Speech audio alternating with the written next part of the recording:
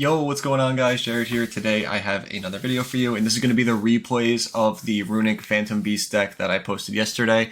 I saw some comments immediately after I posted it asking for replays, so I'm going to show you guys two from some previous matches I was having testing online. So yeah, I'm just going to jump right into it. Hope you guys enjoy, and don't forget to subscribe. So we're going to start off, and I'm going to be able to go first. So we have the two flashing fires, chain, freezing curses, and poly. We're up against dragon buster blader. It looks like. Like I said, we did that thing where we used the chain to discard, so we're able to get patchwork, use patchwork, and get chain and poly. So like, just off of that, the amount of like value that you can get from that line, right, is like so high. We're already up to started with 5. We're already back up to 7. So you can play the Fountain, use the Poly to summon Magnum the Reliever. This card is super good in this deck. Like I said, it opens up the zone, and then we can also get the draw. Super strong. So we're going to take the Poly, put it to the bottom, and draw. And we're going to draw on the Runick tip. We're going to use Freezing Curses to special summon, and then we're going to chain tip the search so that we still end on the interruption for next turn. So we have flashing and freezing at a minimum for interruptions next turn. Summon the Hugin, and now we can chain block the Fountain with Hugin, and we can put the Poly in the graveyard so that we have the pop for the Magnum the Reliever as well. So we're going to grab Fountain, and then we can shuffle our 3 back in, draw 3 cards, and now we draw the Cornfield, and if you draw Cornfield, you already know that's the 1-card combo for the whole other engine of the deck. So now we can go Mirror Swordsman, Tribute for Berfament, get Chimera Fusion and Gazelle, Chimera Fusion, make the King, use the Gazelle and the Chimera and the Berfament, bring back the Swordsman, and search, and then add back the Chimera Fusion, and then we rip a card. So from where we are now, from the amount of cards that we were able to like acquire and gain, like look at this card advantage from where they're going to start to where we are. So we have all of this. We have the hand rip, the negate on this is going to be a negate. This is going to stop targeting. This is a pop. We have Dispelling, Freezing, and Flashing. And on top of that, we have Guardian Chimera, which on top of that can also draw more cards. So there's a lot going on in this turn 1 board. And not a lot of ways that it can be broken. And then in the draw phase, we're going to use Mirror Swordsman to be able to get more card advantage and more recursion and more value for the following turn. Like, look at this. This is absurd. This is what I'm talking about when I said, like, this deck it just does so many things. Like, this is insane. So much stuff. It's going to use Chaos Space. Right? Okay, that's fine. It's going to search, grab Wyvern Burster, use Runick Dispelling, just rip another card because it's free. Why not? Yeah, so we're going to rip out the 1-for-1 out of his hand. Manage top 2. Summons Wyvern Burster. That's fine. We don't care. Striker Dragon. Use both effects.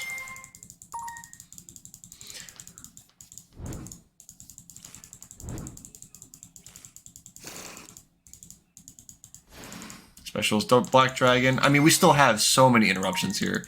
Like, we don't care that he's like getting these like little small interactions off. Dragon's a deck where you want to let them play a little bit to be able to interrupt them later. He goes into Heavenly Spears here.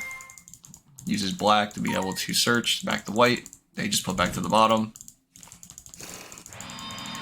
Set 2, pass, and then like at the end of this, our end phase is like crazy. So we just end phase Flashing Fire. We could have used the Chimera Fusion if we wanted to, but we really don't need to. So I'm choosing not to right now. We could have done either Guardian Chimera or make another one of these to rip another card. Like I said, we don't really need to though. We're just going to use Fountain, put back, draw 2. And then that's what draws us into Destruction. Pop the last card anyway. And he just concedes. And now we're going to jump into the other replay that I have for you guys. Okay guys, so this is going to be the next replay that I have of the same deck, like I said, different game. So once again, we're going to choose to go first. This hand's a little bit more awkward. You can see there's only one Runick. They have Ash Imperm, so that's like way scarier. So in the draw phase, we're going to use the Dispelling to summon the Hugin. Use the Hugin, discard the Poly, gets Impermed. Okay, that's fine. Summon the Knight, use the effect Tribute. That gets Ash Blossom. So you would think that like our entire game plan would be over with here, but because we're able to have these extra like value cards that we can actually like keep playing a little bit. So we're going to use Patchwork to be able to search. Use Codal to search.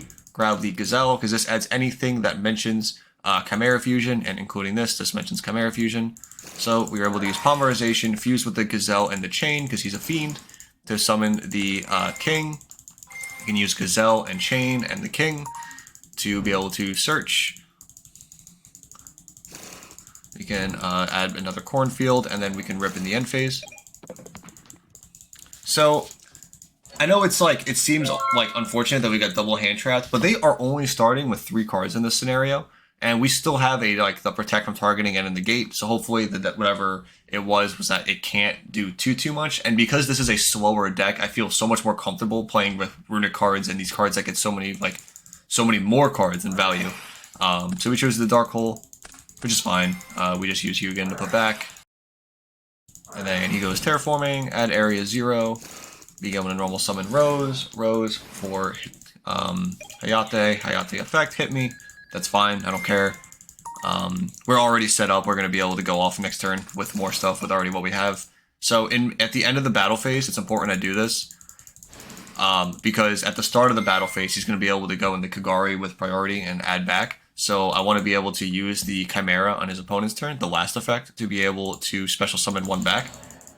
So we bring back the Mirror Swordsman, and then use the Mirror Swordsman to bring out the Birth from it, and then we get our value now. And now we are so set up for next turn with the amount of cards that we have. We have so many things to going for us now.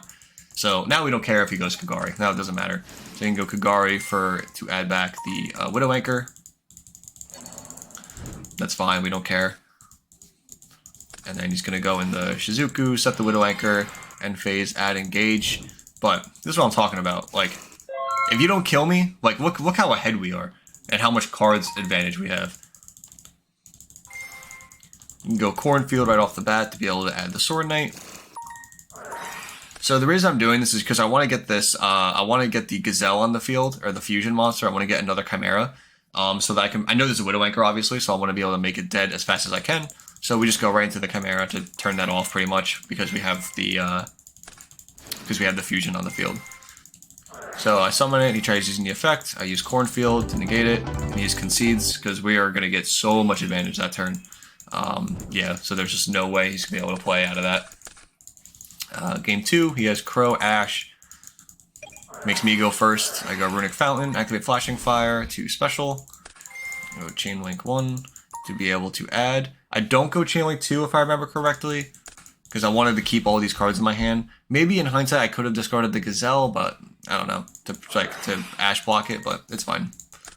So we're going to use Poly to be able to do this. Oh, that's right, I wanted to keep the Gazelle because I wanted to add the Illusionist monster to be able to combo. So yeah, we're going to go into Magnum, use the Gazelle, he ashes it, and then we can go Magnum the Reliever, put back the Poly, draw a card. We draw in the Tip, amazing draw again. We can go Tip now, add Destruction, because I know he's on Sky Striker. We choose to set 1 and pass, and again, I know he's on Striker, so we have some time. We're not in like a big rush. Cosmic's fine. Like, this is a time where like Cosmic Cycle, and it's like, yeah, it sucks I don't get the draws, but it's not the biggest deal. Like, we are still going to be able to trade well, and there's so many good top decks that we have here to be able to play through this. So we draw back into the other Fountain, which is crazy draw. But this also could have been so many other cards at the same time. So we go Freezing Curses to summon Moon in, because I saw Cosmic, so I want to be able to protect from targeting right off the bat. Now we can just use Destruction to pop one of the back row. And we're going to pop that. He's going to Imper Magnum.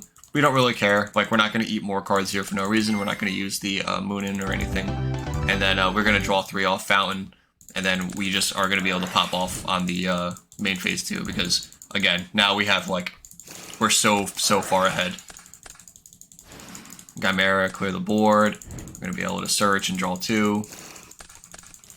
And again, we're just miles and miles ahead. We get to use Magnum to draw, Mirror Sword Knight, do the full Birth from it combo again, and we're like, so we pop the card and be able to rip the card in hand. So I hope that's just like a taste of how this deck works and operates and the amount of card advantage that you get throughout the game. Ash obviously hurts this deck a lot, but when everything, like, you play so many things that your opponent wants to Ash, making it very hard. That's why, like, stuff like Droll hurts a lot, because that's where, like, it restricts everything down. But if you're playing if your entire deck is Ash Blossomable, at least a part of the engine is going to go through, and that's really all you need. Because even if let's say they Ash the Hugin to get the Fountain, you can still use this engine to be able to get into a Guardian Chimera on your opponent's turn to be able to draw 1 to 2 cards, and then you can draw into more Runick cards, install them out, and then eventually you'll be able to get back in the Fountain, and then you can get that engine going again, and then, yeah, it just kind of goes from there. So, yeah, I hope you guys enjoyed these replays. This is just like a small amount I want to be able to show you guys of how the deck operates. I know it's a weird one, but yeah, just to kind of like proof of concept that it does work. So, again, I hope you guys enjoyed. Remember to subscribe, and I'll see you in the next one. Bye, guys.